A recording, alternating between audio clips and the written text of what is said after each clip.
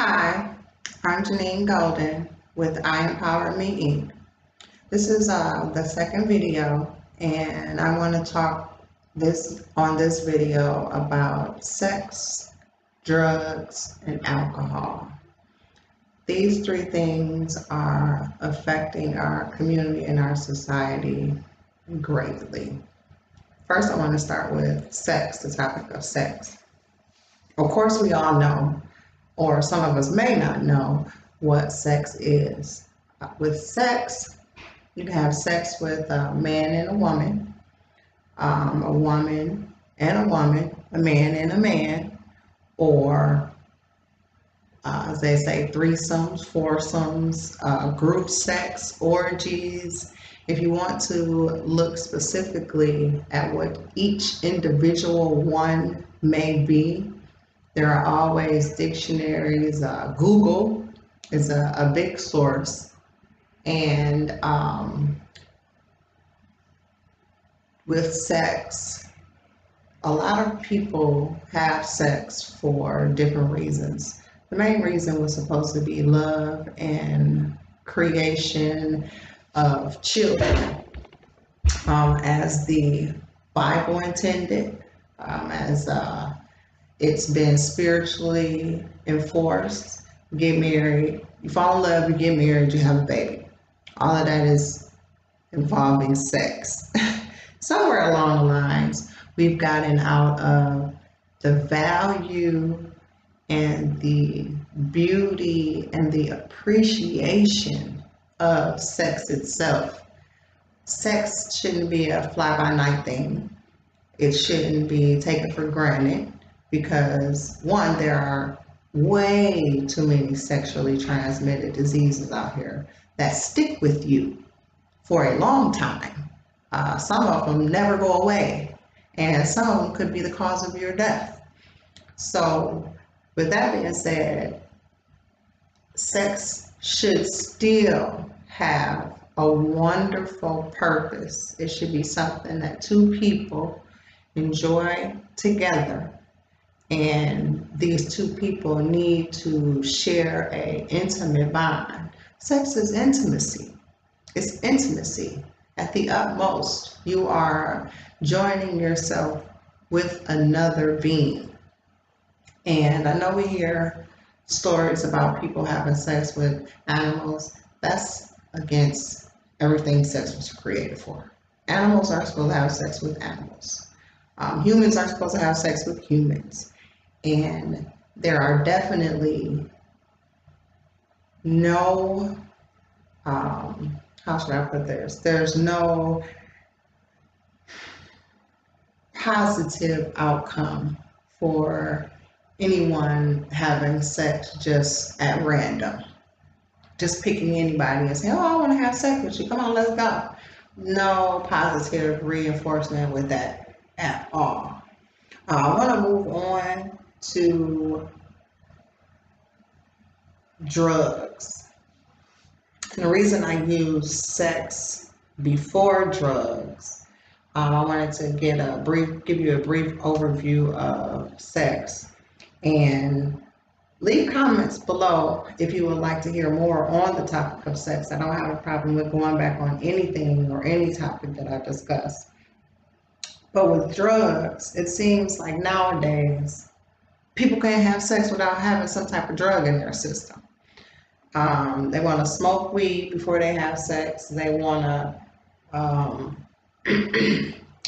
smoke weed before they have sex, pop some ecstasy, I heard a new term yesterday, a deb, popping a deb before having sex, popping some oxy before having sex.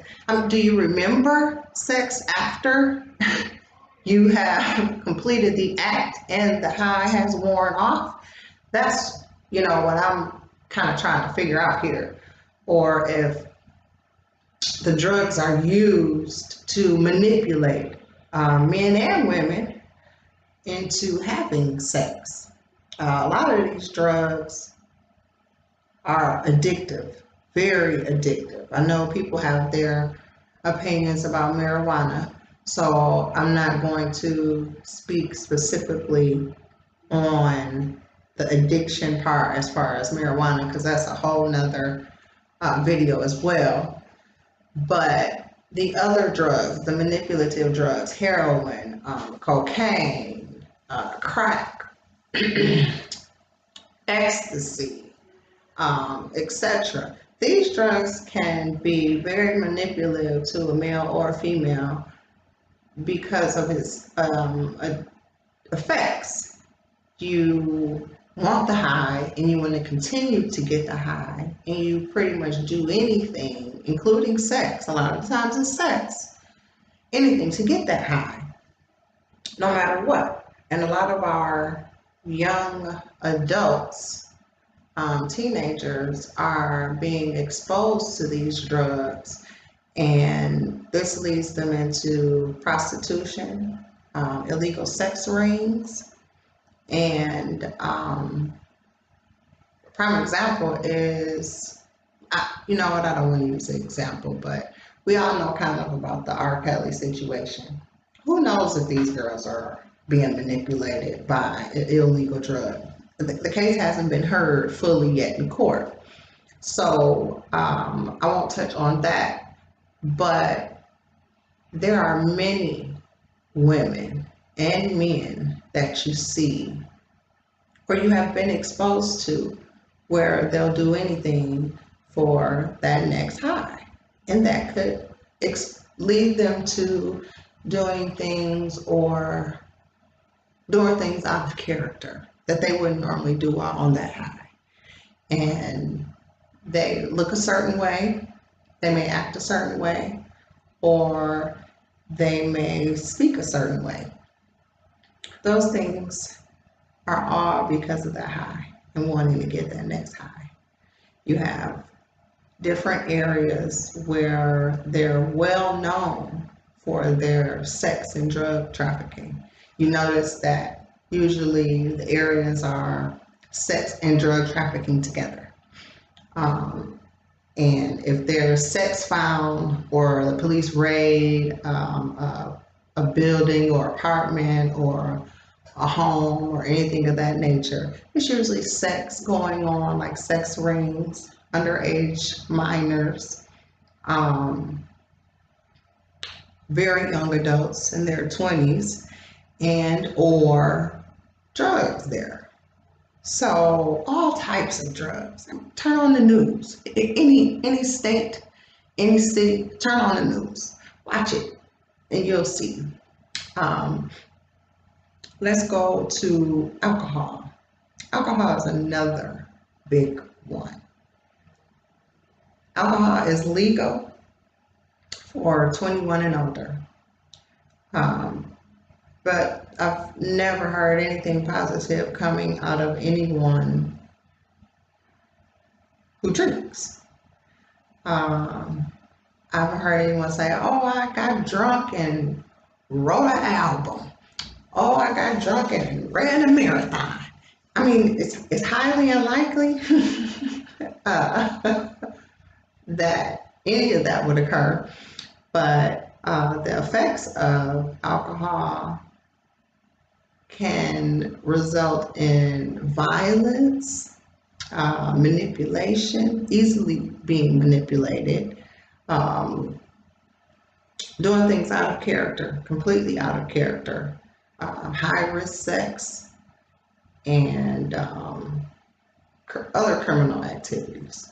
All can come from the effects of alcohol, but it's still legal. That's a question. I'm anxious to see how you all respond to that being legal, but there being such a controversy about marijuana becoming legal, and I haven't heard thus far. And you can always leave a comment and let me know if you disagree with something I said. I appreciate the constructive criticism. No negative, off the wall criticism or anything, because I will block you. But I haven't heard anyone say anything about a person high off just marijuana, not it laced with something, just marijuana, doing anything. I think one, because you be too hungry. You be too hungry and too laid back. So I don't think that alcohol has any benefits as far as society goes. The legal limit is now, in different states it's different. Point zero something or other. Everyone, you can just Google and look up what specific legal limit it is for alcohol consumption in your own state. But each state has a legal and illegal limit. It impairs your vision. There are so many people killed by drunk drivers on a daily basis. It's ridiculous. I wish I had the statistic right now, but I'm trying to do this from a different perspective and point of view. You have organizations like MAD, Mothers Against Drunk Drivers, SAD, and I know there are several others, but they want to fight for the community to recognize what the effects of alcohol has on someone and how that should be changed. The effects of drunk driving, I haven't personally had anyone in my life pass from being hit or killed by a drunk driver. Praise the Lord. But I have heard several stories. And I'm sure MAD and or SAD has come to schools, high schools, grade schools to speak on the same situation. I've heard many stories about how families are affected by this. You wake up one day and your family member is gone, and it's because of somebody wanted to party or somebody neglected being responsible for their behavior, their actions, and they decided to get behind the wheel of a car and drive. Sharing a personal story, I am an recovering alcoholic. I drank for a very, very, very long time. Again, this may be in another video as well. And I realized that I could have been a better me had I not been drinking. I could have been a better me to other people had I not been drinking. And I think that when you recognize what part alcohol plays in your life, you're able to make better decisions and better choices. As myself, I am taking it step by step and day by day. It is not something easy. It is very difficult. And you get the strength from a higher power, which I have. I am fortunate to say that I have not had any legal cases because of alcoholism, but I do recognize that that's just a blessing from a higher power. And a lot of you out there who drink, who may see this video, can sympathize with me and relate to me in that aspect, because there are days where you are drunk and you should not. And you should not be doing some of the things that you are doing, but you do them anyway, because in here you're impaired and you don't know you're impaired until maybe you wake up the next day and you have that pounding headache. I mean, who wants to do that on a day-to-day basis and remain sane? You can't. It's difficult.